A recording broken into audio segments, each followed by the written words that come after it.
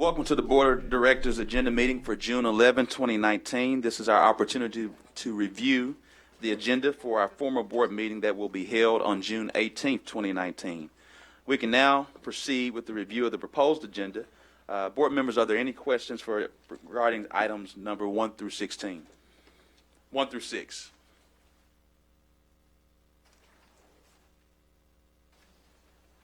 Director Wright? I'd like a presentation on resolution number 3. In particular, I want to know if bids were taken and where this company is from and just the particulars and how often the mowing will take place. Director John Eckert? Yes, ma'am. Good afternoon, Mayor. Vice Mayor's not here. Members of the board, this was publicly bid. We did have, I believe, 8 respondents, and this was the low bid from Razor Cut Lawn. They are from Jacksonville. They will mow 1 time a week at all the centers and all these 30 small parks during the growing season, which will be late April to late September. Other times they'll mow once every 2 weeks. When will this contract take effect? After approval and through the city attorney's office, we'll get a contract and it'll be signed. And as soon as that is signed, we'll hopefully shortly thereafter be in effect. So your ground maintenance crew that you currently have, what will they be doing? They'll be mowing the remaining 33 parks. Not the centers? Correct. We will still have provide landscape support for the centers. That was the next half of my question, because at one of them I know we got about 80 little shrubs and all the mulch and the flowers and all that. Who does all that? We will continue to do that in-house. Okay. I will be monitoring. Thank you. And you said this company is out of Jacksonville, not Little Rock? Yes, ma'am. Director Richardson?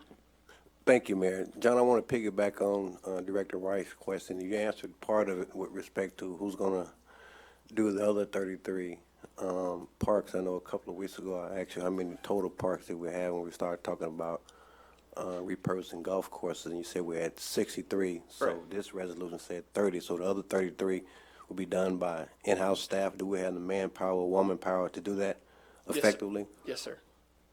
That's just my question on that, to make sure we had the capacity to do those other 33 that we talked about. And also, you don't have to answer this now. I'd like for you to, in a memo style, just give me some kind of definition. How do we quantify, qualify land in the city as parkland? Because that 63 number was kind of high in my mind when we started talking about the number of parks. So how are we qualifying and designating parts of the city as parks? Okay. We can do that. All right, thank you. Thank you, Director Richardson. Director Hendricks? I wanted to ask the same question. How many people did bid on this job? I believe it was 8 companies. And were they from the Little Rock area, or do you know whether they were out of the state? There were several Little Rock. Okay, would you send me that list, please? Yes, ma'am. Because I'm really concerned. And he was the lowest bidder. Yes, ma'am. I really think we need to hold up, because it's just too much happening in that department that I'm not pleased with. And I think most of you know I don't muzzle my mouth when I talk. We really need to take a look at that. How do you do that, Mayor? What we'll do is, what we can do, number one is we'll provide that list to you. Okay. What we'll do, the manager and I, we'll go back over that bid, just make sure everything was on the up and up. We do know, as I can kind of sense from Director Wright, there's been some discussion on how in the bidding process to increase in a very some preferential treatment for Little Rock companies in a bidding process. The manager and I had a conversation about that earlier today in our policy meeting along with the city attorney. This board actually a few years ago, matter of fact, Bruce, if you can kind of give us some historical knowledge about what I'm referring to. Sure. It came up even this afternoon, as the mayor mentioned, when I knew this company was outside of Little Rock. And if we remember back after the sales tax passed, this board adopt. I wanted to have a ordinance that said basically that we would give preferential points to Little Rock companies. The board passed that for about 8 months. I think 2 Little Rock companies ended up winning bids using the preference points. But if you remember, what happened was other cities like Conway and North Little Rock, they all said, well, we're going to do that too. And so Little Rock companies felt like they would be at a disadvantage, so the board repealed it. But we did have some discussions this afternoon about how we might be able to bring that back. I have another question. And again, I think we have to think very long and hard about that type of decision because there are a lot of companies that we utilize that are contiguous to Little Rock. Companies that are basically in Pulaski County, but they're not in Saline County. So that could be a costly decision, and so we probably need to focus more regionally and kind of move from that standpoint if we go there. But again, if the board would allow Bruce and I to kind of confer, and we'll figure out the best option because we also want to make certain that. Can we defer the vote on this issue Well, you'll have it ready for us at the meeting when we vote? Well, we're not voting on it tonight. I know. Yes, I know. ma'am. My other question is, do you recall how many contractors were minorities? I do not have that information, but I can Yes. certainly So find out. once he get the list, we'll know that. Were there many from Little Rock? Do you know that? There were several from Little Rock. Okay. That's the end of my questions. Yes, ma'am. When did the bids go out? It would have been early May or late April, somewhere in there.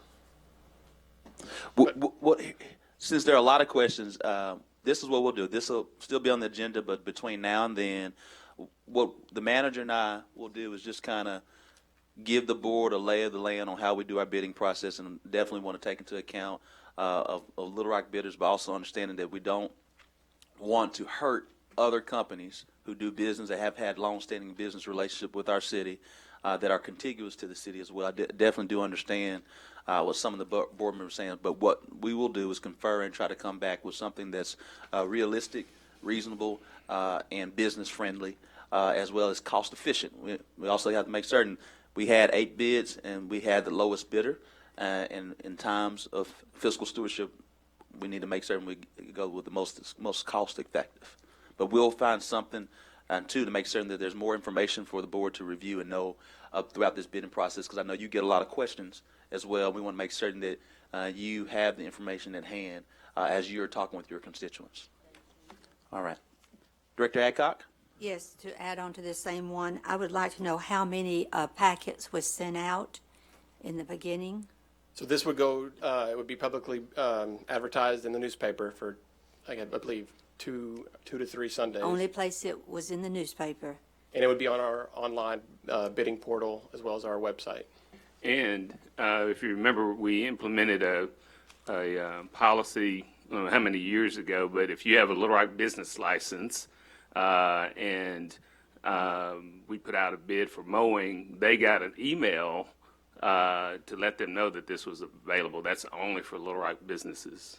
I want to make sure that went out because it may have been several years ago, and maybe by now that slipped back, Bruce. So I want to make sure that that went out. And how large a company is this? Because this is mowing 5 of these a day, I think, or a week.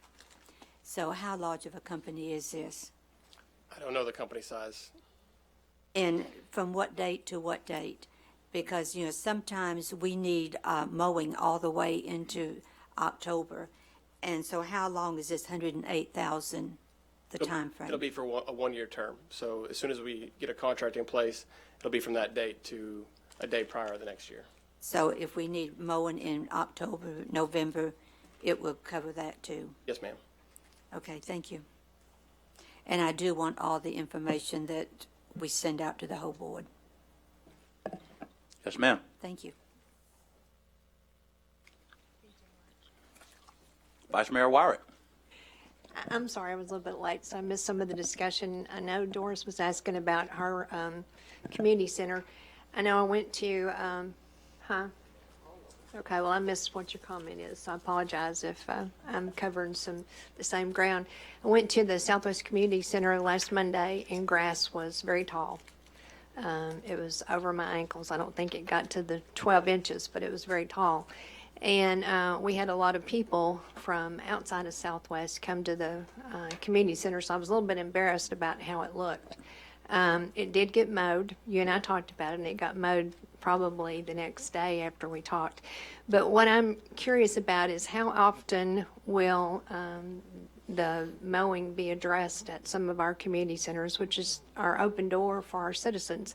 How often will they mow? I know sometimes in the growing season, which is right now, grass grows pretty fast. So how often will they mow? Will they monitor, or will you monitor when it needs to be mowed again?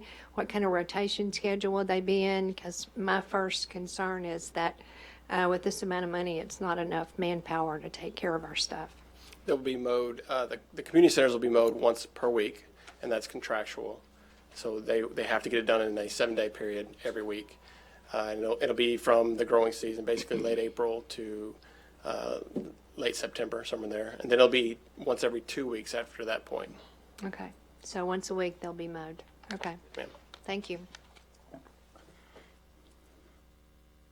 Seeing no other questions from items 1 through 6, board members, are there any questions regarding items 7 through 8? Director Richardson? Yes, Mayor, on number 7, can I get a brief presentation? 'Cause I have a couple of questions about this DOD.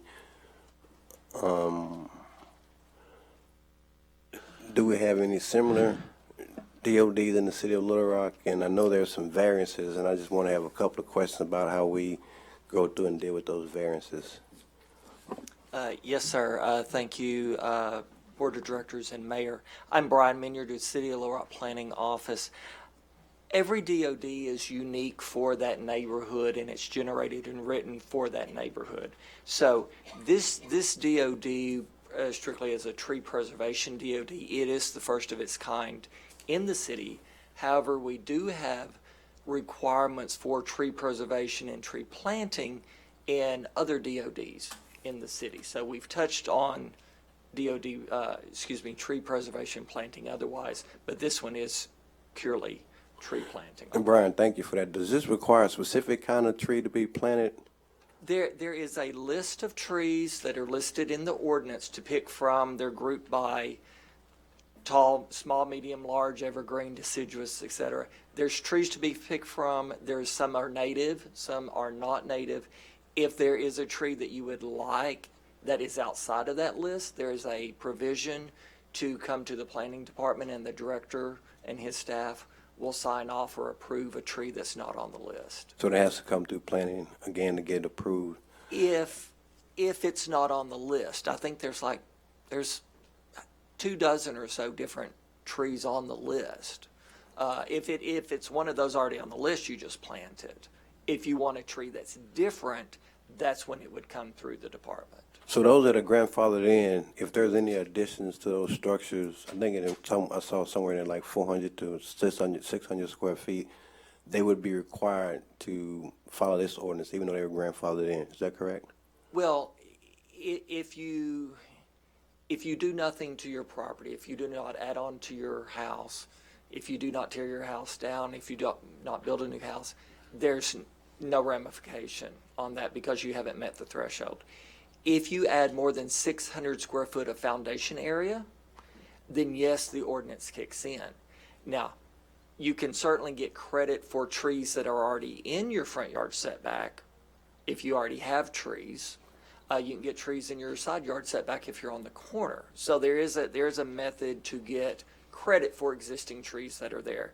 If you have 0 trees or not enough trees, then yes, you would be required to plant to bring up to the code of the ordinance.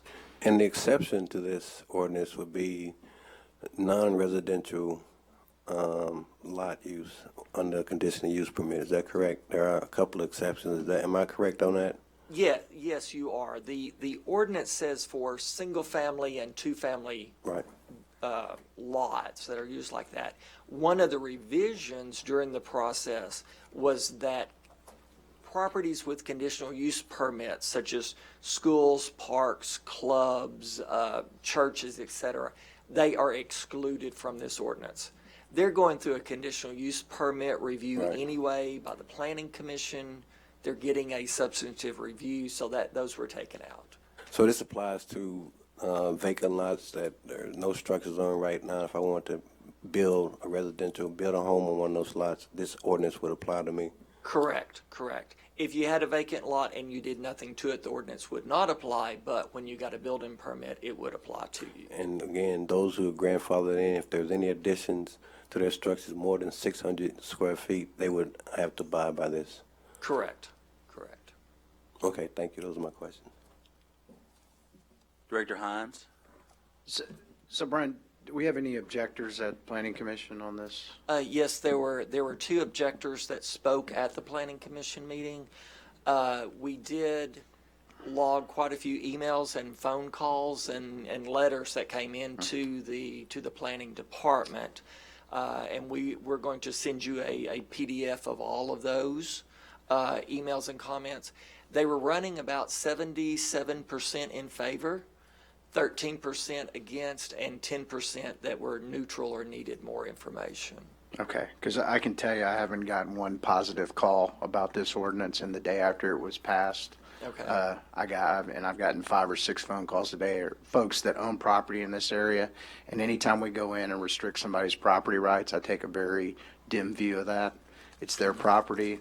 They've got beautiful trees. These people who are building new houses are not hurting property values, and somebody that's going to build a new house, if they're tearing one down, is not going to not put nice landscaping back in. So I've got some serious reservations about this design overlay district.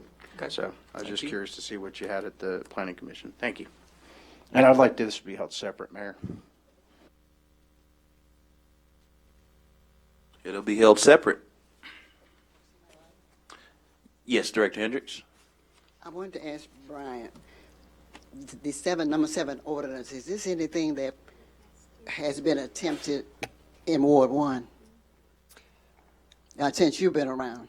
Not that I'm aware of.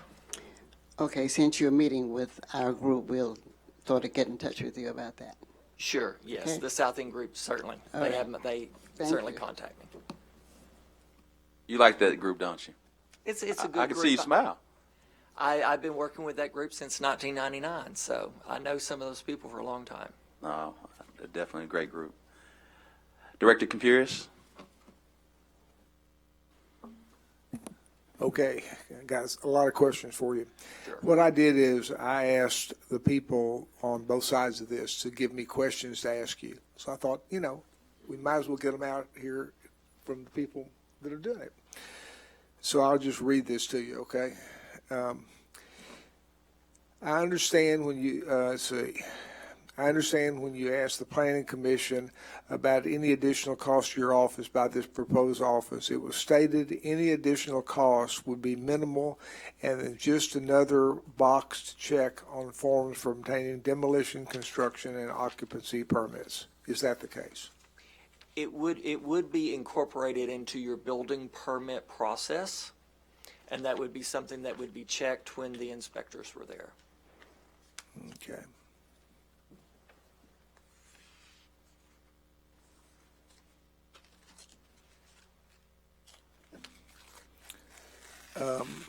The next one. When this was presented to the Planning Commission, the staff did not take a position. Why not? That would be something I would need to have my director or the city manager answer. The director or the city manager, either one.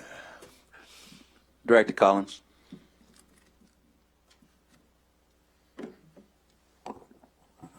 Director Pierce, at that time, the Planning Commission was using that as our public meeting. And so what we did was we just presented, the applicant was the neighborhood association, and so what we did was we presented it as it was, and we wanted to hear from the public and hear from any, people that were for or against before we made any recommendations. And at that Planning Commission, we stated that recommendation would be made before the board, since the Planning Commission was only a recommending body at that time. And so that's what we did. We waited for the board and we made the recommendation. Okay, well, while you're there, let me ask you two follow-up questions on that, because this seems like it'd be in your wheelhouse. Has your staff made a study to determine if this is necessary?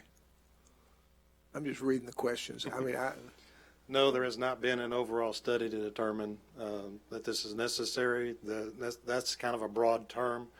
Like I said, I'm just reading the questions. yeah, I mean, I just, the application was brought before us as any neighborhood association would, could for changes that they need, to look at and review.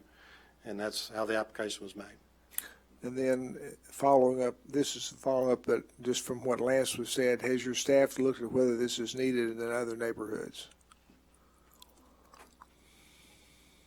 Well,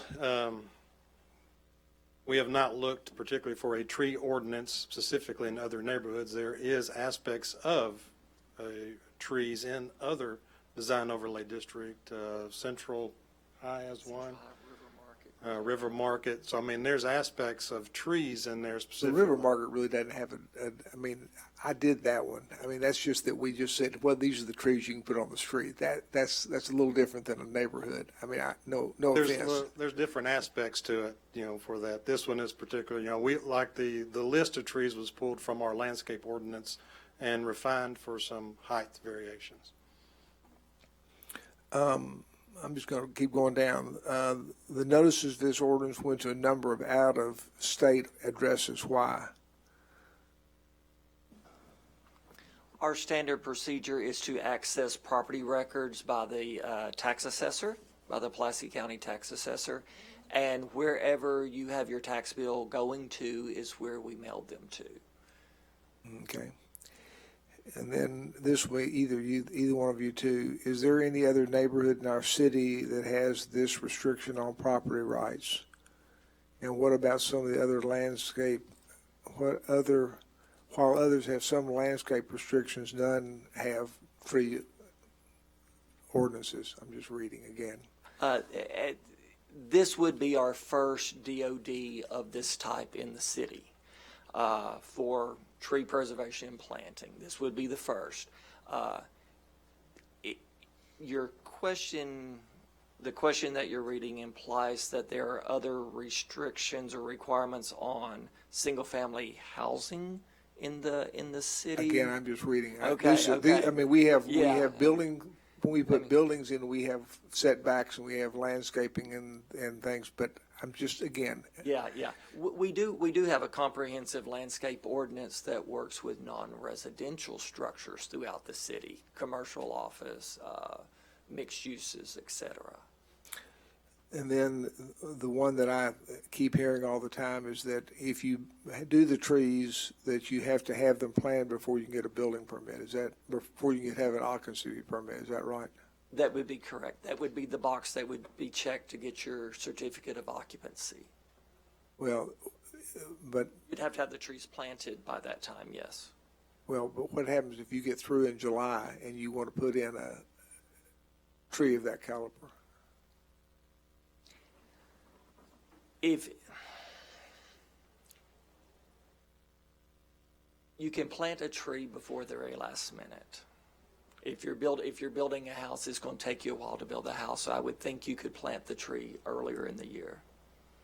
Well, I mean, since I'm just getting ready to have, John was supposed to put in 2 trees for me, and now I can't put them in because of the weather. You can't put a tree in this time of year. I mean, I'm just as a horticultural. Now, if you have a tree that has to be replaced, the ordinance says you have 6 months to put that in. I'm talking about getting your occupancy permit. The way it's written right now, it has to be planted by the time you get your occupancy permit, the way it's written. Okay, I've been telling them that's not right. That's what y'all said to me the other day. Isn't that right? I'll talk to you later about it, but that's not practical. I can just tell you right now. Horticulturally, if you need to talk to the plant people about planting a tree in July or August, that just doesn't work. It's going to kill a tree. there are trees that are commonly planted but are not on the approved list. What happens then? There's a provision in there to come to the planning department and ask to be approved for that tree. Okay. And then enforcement of the original permit and continuing maintenance, what does that entail? It would entail staff driving by and looking to see if the tree is alive. And then what happens if it's not alive? I'm just reading these things, Sure. but my next question would be, what happens if it's not alive? Sure, that would be a violation of the zoning ordinance, which would be pursued as other violations of the zoning ordinance is, because your DOD is part of the zoning ordinance. And then it says, will it require staff time and cost to the city? So I guess it does. And then will Board of Adjustment have to take up requests for variations? That is where the ordinance says that it would go to. It'd go to Board of Adjustment if you're asking for a variance. And then does this result in some lots in the heights being subject to requirements and some that are not, which will result in, they said, hodgepodge in application? That's the nature of any DOD, of any design overlay district, because every design overlay district has a threshold that you must exceed in order for the regulations to apply to you. So, yes, the answer is yes, but it is no different than any other DOD. And then will it add cost to the landowners? The cost of however many trees that you either preserve, which would be no cost, or trees that you plant from scratch. I don't know what they're asking. They just said, Yes, obviously you have to buy a tree, it costs that. Correct, but if you preserve a tree, there would be no cash. But I if you, would but if think. you have to replace a tree, do you replace the tree or do they replace The it? landowner replaces a tree. And then the last one, is there any trimming requirements? There is a note in there to trim it according to horticultural practices. Okay. Thank you. Thank you, Director Compuris. Director Webb. Thank you, Mr. Mayor. Brian, just have a couple of follow-up questions. And I wasn't at the Planning Commission, but it's my understanding that some of the members of the Planning Commission were disappointed that this didn't cover more neighborhoods, that they thought it was a great thing, but they thought it should be more broad. Is that accurate? There were comments like that about if this should be in larger and different neighborhoods other than just the Heights. Okay. And is it accurate that if I wanted to build a fence in my backyard that I couldn't just build whatever kind of fence I wanted if I wanted it to be 15 feet high and that I couldn't just do whatever I wanted? Is that accurate? So there are certain restrictions on things now? There are certainly restrictions. We have, fencing is part of our zoning ordinance. There's sizes and setbacks and height according to where you put there. So there are existing regulations on fencing, where your house sits, how big your house is, et cetera. There are all sorts of different regulations in effect right now. And there's a limit to how high my grass can grow before I get a ticket or somebody comes out and cites me for that? Yes, there is. Okay, thank you. Thank you, Director Webb. Director Richardson. Thank you, Mr. Mayor. Since I opened this door, I agree with Lance in terms of holding it separate, but Dean, I was the one, not Lance, who brought up whether or not we have similar DOD areas and trees with respect to trees, and that one of the first questions I asked Brian, so give me my credit. That's okay. One other quick question. Can Scott pull up the area map with respect to Director Webb's question she just brought into the conversation?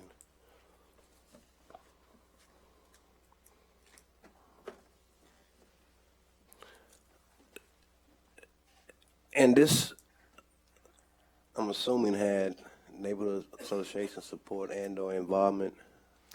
Yes, the map was originally supplied to us by the neighborhood association. This is their greater boundary area.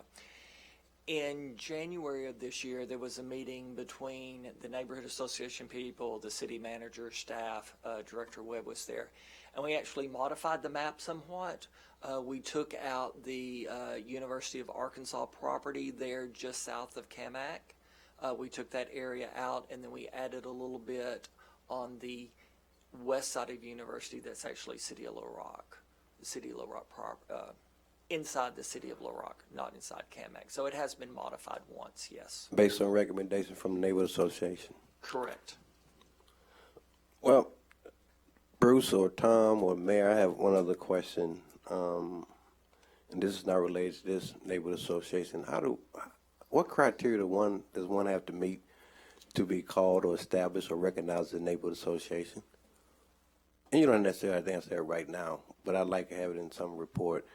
And two, if you're deemed or given notice that you're a neighborhood association, what authority does that give you in terms of claiming specific boundaries of your neighborhood associations, particularly in some areas where we have large boundaries and signage as well that's deeming those neighborhoods as part of a neighborhood association. So what kind of criteria does one have to meet? And is there a certain number of members or active members? Because there's some neighborhood associations that cover areas where we have more people in one household than neighborhood association members. So if I can get something on that, I really appreciate that. That's all I have, Mr. Mayor. Thank you, Director Richardson. Director Hendricks? On another item?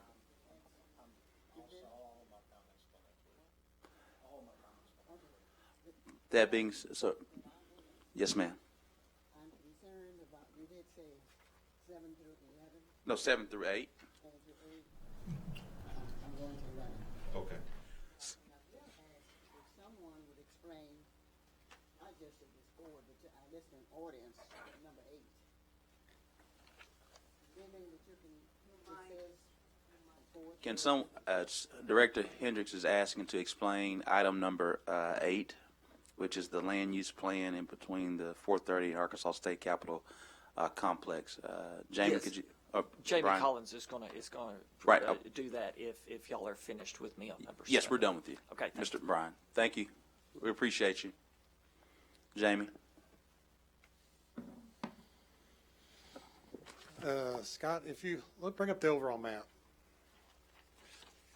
And zoom out a little And Jamie, bit, before you get that's the boundary. started, this doesn't have to do with the reconstruction of, no, never mind, it's not.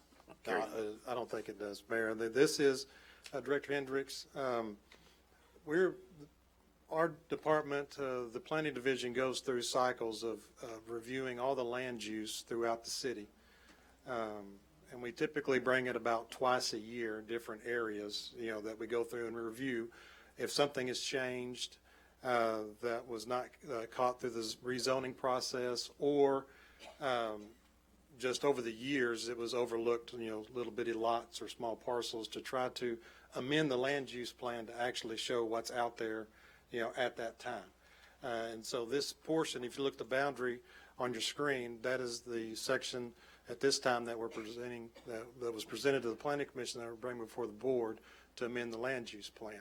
And so there's multiple minor changes from where it's zone or land use is like medium density residential, that we're changing it to lower density, and also some park open space that we're recognizing. So there's multiple areas, on there. And so each one of those zones, we broke it out independently, I believe to 7 or 8, and shown more detail in our write-up about what we're specifically trying to do in those areas.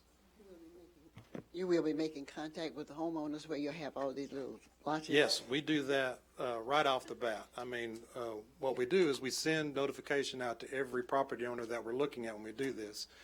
And then what we present to the board is if a property owner, they get it and they say, I don't want my property changed, we don't. So the intent is that we do not want to bring anything as far as the land use change that would be, and anybody in opposition as far as the property owner is concerned. They are well aware that we're doing this, and we adhere to their recommendation. So, You got a lot of work to do. oh, we've already went through all that. We did, it's like a 6-month, 8-month Yeah, I'm process. sure you have. That we do this, and so, Okay. right now, this is already not acknowledged by the property owners that they're okay with what we're presenting. Thank you. Thank you, Director Hendricks. Thank you, Jamie. Director Hines. Are we ready to move to separate? Yes, we'll now move to separate items. Seeing that there are no other questions, items 7 through 8. Board members, are there any questions for items 9 through 11? Yes, Your Honor, or Your Mayor. I have a question on ordinance 10. 1 second. Parliamentarian. Well, number 10 is being taken off. It is? Okay. Yeah, for this meeting, yes. Okay, all right. Yeah. Oh, it didn't get updated. Okay. Okay. Yeah, item 10 is being taken off. We're doing some additional background work. Okay. Here's the question I got today as I was coming in. Have we done any public engagement on folks that are actually residents downtown? I know we've had a lot of input that everybody likes these, but I'm starting to hear from some folks that live in some of the high-rise condominiums and stuff that they haven't had ability to give any public input on these regs, especially since our first go-round, I don't think we were. Well, we didn't know. I don't think we did a deep dive into the things, and one of them would be that we required them to be operated on the sidewalks, and I think that's probably not a good mix of walking pedestrians since we don't allow. Mr. Carpenter, if you could just kind of give an update, please. Director Hines, one of the main things this ordinance does in this form is to remove the requirement that a shared scooter, which means one that is put out by a company like Lime or Bird, that's I think the other major one in the country, those are not to be on the sidewalks ever. Okay. And they are it's clear for the central business district, it's clear where there are sharrows, I never can say that word right, or bike lanes, and one of the things that we're working through is to make sure that it's done elsewhere. So that's there to take them off of the sidewalks. Okay. Thanks. Appreciate it. Director Wright. Well, my question was on 10. I want to know what was a dockless mobility unit. So It- you're saying that's one of those scooters? It's a scooter, and that's a term that's been defined by state statute. It's a scooter. Yes, ma'am. Okay. Director Hendricks. It's a 2 or 3 I'm wheel concerned- thing with a flat 11 base. is what I'm concerned about. Yes, ma'am. Someone explain that again. Our viewing audience needs to know because you're talking about delinquent parking fines. Is it anything? That's number 11. Yes, that's what she's asking about. John, could you please come? Honeywell.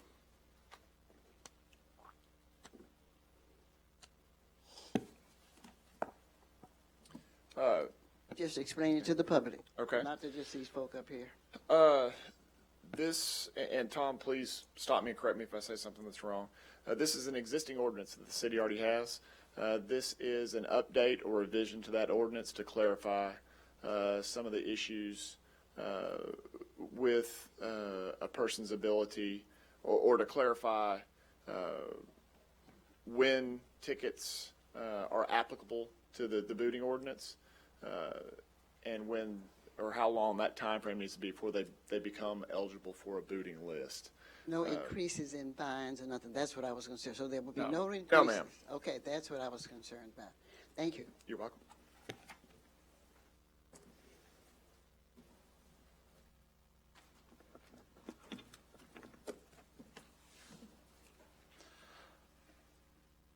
Director Adcock. Mr. Honeywell. You knew I was going to do that. Yes, ma'am.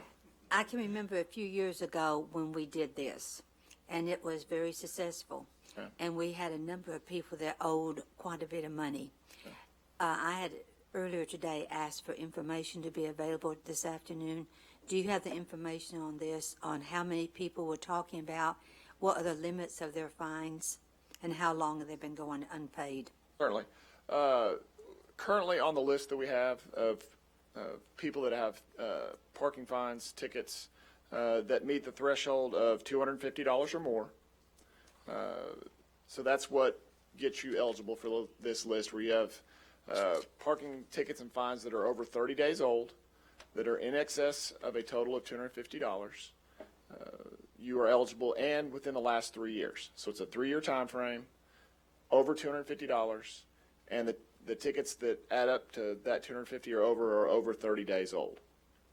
Right now we have over 400 people on that list, with a total of $278,000 in fines. $278,000. In round numbers, yes, ma'am. Okay. We And, have one that's in excess of $10,000. okay. 212 tickets. I know last time we was amazed, and we was amazed at some of the people that we all know that was on that list. So I won't ask you today who's on that list. Thank you. But I did want you to talk about this because those people who have these tickets need to understand what the booting process is. So if you will go over the booting process, how much it's going to cost them to get the boots off, and what the process will be if they get booted on a weekend when the offices are closed. Okay. Currently, we don't actively seek out vehicles that are on the list. If we come across a vehicle in our normal operation of doing our parking enforcement in the areas that we do that, mainly downtown, and we find a vehicle that comes up on our handheld units as being on the list, we call back to our office, confirm that that vehicle is on the list, that they're eligible to be booted. At that point, we'll make the decision to boot the car. We come out and boot the car. At that point, there's a $100 fee for the booting of the vehicle. The vehicle will stay on the street for 24 hours, and after 24 hours, we have the option to come out and tow the vehicle to our impound lot. We put notice on the car so the owner is aware that the vehicle has been booted. It provides them with contact information of who to contact about getting the boot removed. It outlines to them the procedure and the process, which is actually on the ordinance. I don't know if we want to pull the ordinance, but you can scroll down to the example of the sticker that could be there, or the notice that will be placed on the car. It's sort of outlined in purple. It sort of goes across 2 pages, but this outlines the steps that go through of getting the boot off of your car. Can you kind of hit these steps, please? Certainly. It gives you the dates. So 9 to 4, Monday through Friday. We do not do enforcement out on the weekend, so there shouldn't be a fear of a car being booted over the weekend. If we do, the one other instance where I talked about 24 hours of the boot before we would tow it, we do have the ability under this ordinance, if a vehicle is parked, let's say in a fire lane or a travel lane, a vehicular travel lane that needs to be open for cars to drive down, we do have the option of towing the car immediately after booting it, so that there is some variance to that 24-hour time frame. So they will call, find out their ability to come down and appeal the process. It gives them the options. You can do, I believe it's a collateral payment to have it come before a hearing. And the hearing is not done in front of the courts. It's actually done by a designee of the mayor or the city manager that will review whether or not the process of booting the car was done correctly. These boots are done based on the fines that they have for parking tickets. It's not deciding, is this parking ticket a legal parking ticket, or a good ticket, or a bad ticket? That's a separate issue. You have these fines and tickets that have been accrued to your vehicle. That's why it was booted. And that's what that committee, or that hearing will be about. Actually, there's no question that the tickets are legal because the person had an opportunity to challenge the ticket, refused to do so, and any time to appeal that has passed. So those are the only tickets that can be considered. So this is a failure to follow through on the payment. It's not whether they are illegally parked or have been illegally parked in the past. And I believe, Mr. Honeywell, a booting means that the vehicle cannot be moved. Correct. It's a mechanical device that we place on the wheels of the car that prevents those wheels from being able to turn. Okay. Thank you very much. I wanted to make sure that people understood, and particularly, how many people did you say this? 400 There's people? just over 400 people on the list that we have, and that list is a little over a month old. So that may have varied slightly, but it's been pretty consistently that. Okay, this is not only parking meters, this is also no parking signs and alleyways. Yes, ma'am. It's any ticket that our parking enforcement or the police as a parking violation have written. Okay, thank you. You're welcome. Thank you, Director Adcock. Director Richardson? Thank you, Mr. Mayor. I don't know if the impetus for my question has been Scott's attempt to display the homes for demolition. Scott, can you put those back up? I noticed you've tried that at least 2 or 3 times. So, John, I want to go back to the number 9. Bruce or Ed, can you guys give me over the last 10-year time frame the number of homes demolished by ward, and maybe a more difficult request may be the number of homes declared vacant and unsafe right now currently by ward? If I have that information, I really would appreciate that. Thank you, Director Richardson. Director Hendricks? Thank you. My concern is also on the photos, and we have students here from Arkansas Baptist College. You all take a good look, because most of these, well, I think all 3 is in Ward 1. That's where you live, okay? That's where the college is. That's it. I just wanted them to see them. Yes, ma'am. And that's a nice segue. We wanted to take this time now. I know Professor Davis would be very proud of the young men who are here today that have sat through our City Board of Directors meeting. We're coming to a close here shortly, and wanted just to recognize you all. I know you're here for extra credit and getting a chance to see the City Board meeting. If you would just stand so we can recognize and just share our appreciation towards you. I remember when I was a freshman in college, and you guys brought back fond memories, and just again want to share kudos to you guys. Stay strong, continue on through your scholastic achievement, and we are all proud of you, and we're grateful for you. So thank you so much.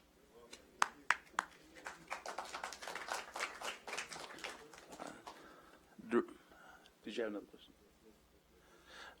Director Richardson? Yes, Mayor. I want to thank you for acknowledging the young men. I wish we had more press here, because I think it's always important to show these young men in a positive light, because most often the only way we see them or hear about them is in negative situations. So I really wish we had more press here. I see Rachel is here, but more opportunities for these young men to see themselves in a different Rebecca's here as well. Rebecca, stand up for us, Rebecca. I apologize, Rebecca. I'm so sorry. I see Rebecca is here. She's behind Mr. Hinton, so it's kind of hard to. Yeah, I know her. She's a wonderful woman. But I just really wish we had more press here to acknowledge these young men, because I think it's important for other people and their colleagues to see them in a positive light, because unfortunately sometimes you will be what you see. And I think unfortunately the only time they get to see themselves is when some of them are doing something wrong. So I'm really proud of you guys here, and I thank you too, Mayor, for acknowledging them and recognizing them. Thank you so much. Yes, ma'am. My comment is that I did meet with the young men before, and I had fun with them, asking them to tell me how old I was, but they didn't know. But anyway, I am an alumnus of Arkansas Baptist College, and we did take a photo, and Mr. Ed took the picture for us. Are you going to put that on your social media? I don't fool with that stuff. That stuff is a bunch of sin. I don't fool with that. Sin is not my. I walked into policy. That being said, did one of you all want to address the city board? Come on, you raised your hand. Yeah. What's your name, sir? Come on, Cameron. That's what happens sometimes.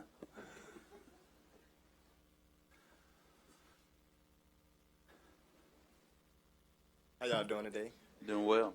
I just wanted to say thank y'all for letting us be here and seeing what's going on. Just wanted to say thank y'all for letting us be here, just to see how everything's going. And I also wanted to ask, could we get a picture with all y'all after the meeting? Yes. Thank you. We'll all convene. Matter of fact, if possible, immediately following the board meeting, if all of you guys kind of come right behind this podium right here, and we'll be strategically placed, and we'll have a photo. And maybe, Rebecca, you can take a photo to include in the Arkansas Times, and Rachel as well, maybe, of some sort, at least acknowledgement, since you are the press that's here today, as always. But before we close, thank you, Cameron. And Cameron, where are you from? Alabama. Alabama? Yes, what part of Alabama? Hoover. Awesome. Thank you. Well, hold on. Director Computers. I got two questions before we go. Will you go and then I'll finish? Okay. The first thing is that could you or Bruce or someone tell us if we get government funds to help rebuild the situations we're in, and then can we have a detailed plan on how we're going to repair all the areas that have been hurt? Yes, we can actually, John, if you both could come up and just kind of give an update. One thing, Director Computers, we met yesterday. Our Emergency Management Operations Center meets weekly now on Mondays, and so we discussed cleanup and recovery. We sent out a very detailed press release, and the board received that as well about the cleanup and recovery yesterday afternoon, I believe. So that's all the information from that standpoint. And then secondly, Nathan Spicer, Matt Burks, who lead our emergency management, I don't think either are here today, but they are already, I signed a disaster proclamation for us to move forward in receiving funds. I signed that on Friday afternoon. So that's starting the process. I think in 2 weeks, our FEMA representative will come to the city of Little Rock to start that process to do an assessment. Nathan and Matt Burks have been keeping up with all of the receipts, so when we're ready to access those funds, that we've done that reconciliation process. We are working towards getting. Yes, sir. And then John can carry on from there. From the public works standpoint, we have been working since Saturday, mainly doing road cleanup where we had water that covered over public rights of way. Saturday and Sunday, we were mainly in the East Little Rock area, the Richland subdivision around Fish Dam Pike. Almost, I guess, every street in that subdivision had water on it, so we spent Saturday and Sunday trying to get all of that sand, mud, debris off of those streets. We completed that on Sunday. Since Monday morning, we've been on Redmond Park Road, getting it cleaned up. We should have that back open now. I was told between 4 and 4:30 is when we thought we'd be finished with that. I haven't had the chance to check yet, but that's what they told me. So it might be easier for you to get home Thank you. at the end of the day. One other thing I want to talk about is sandbags really quick. Lee, we have 3 locations around the city where we've set up drop-off locations for folks that may have come and picked up sandbags from us. We did about, I think it was over 45,000 sandbags the city of Little Rock passed out over the flooding situation. And so now we're trying to help accommodate getting those collected back up. We have a location at Fish Dam Pike and East Roosevelt Road, which is out east of the airport. If any of you are familiar with the Fish Dairy Bar used to be, it's right there in the parking lot next to that, right by the creek. The second one is at War Memorial in the same lot where we were handing out sandbags. And the third place is on Chenal Valley Drive, which is at Chenal Valley, or at Chenal Boulevard and Chenal Valley Drive, the dead-end section, cul-de-sac section that's opposite Chenal Valley, what everybody calls Chenal Valley Loop, on the western end of Chenal. So we've set up signage and some other stuff out there that direct people how to dispose of their sandbags. And then beyond that, we're going to be assisting parks with their cleanup and some of their impacted areas probably over the next few weeks, and I'll let John sort of talk about what they've got going on. We, as to kind of segue from John's comments, we do have a lot of parkland that was affected, primarily Murray Park, Riverfront Park, as well as the Clinton grounds. So our initial focus is obviously getting pathways back open, the Arkansas River Trail and we should be very close to getting that open the next day or two. Murray Park will take some time to get back open. We're working on pavilions and the volleyball courts, the whole area down there. Riverfront Park, obviously, there's a lot of sand, a lot of debris that staff's working on. We should have the splash pad open by the weekend, which I think it'll be a good thing. And then the Clinton grounds has quite a bit of debris that we're coordinating with their staff to get picked up. We still have, actually, until the river goes down, we still have a lot of things unknown in Riverfront Park. No, in the Clinton Park, that once in a lifetime buy that we got to get the trash that comes down broke off, and the 2 poles now are lodged against the Cindy Miller Bridge. So, we've got, it's going to be, I don't know it will be interesting to see what we can ask the government to help us fix back, because there's a lot of things that has caused big problems down there that are a significant part of our city. So, thank you. I got my second question. Tom, I saw in the paper that we have been named in a suit. Yes. Based on what you can do legally, since we're now been named in this, could you give us a rundown of where we stand on that and our position and what we need to be doing as individual board members? Okay. This is on the Blackshear lawsuit. Yep. Okay. Thank you. Director Hines? Thank you, Mayor. Just a friendly reminder that the 85th Annual Municipal League Convention starts tomorrow at 10 a.m., and I think we're hosting a breakfast on Thursday morning, correct? Yes. All right. So just want to remind all my fellow board directors, if you can make it, I plan on seeing everyone there. Director Wright? On that same note, Director Adcock and Director Wyrick, we need to get some information to them about our NUSA next year, making sure that the information is shared with these outlying cities that they are invited. Will do.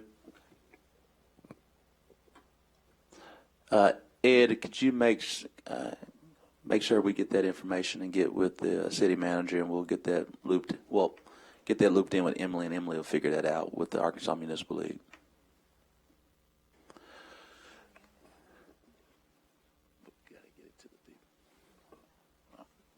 All right. That being said, before we close, I just wanted to give one last update. As we approach our next Board of Directors meeting, we will have a golf due diligence update. As we shared last week, that before any decision was made, that we will conduct due diligence. And so since that Tuesday, we've been conducting due diligence, and we'll continue into the next Tuesday and provide that due diligence report to the City Board of Directors. This meeting is now adjourned.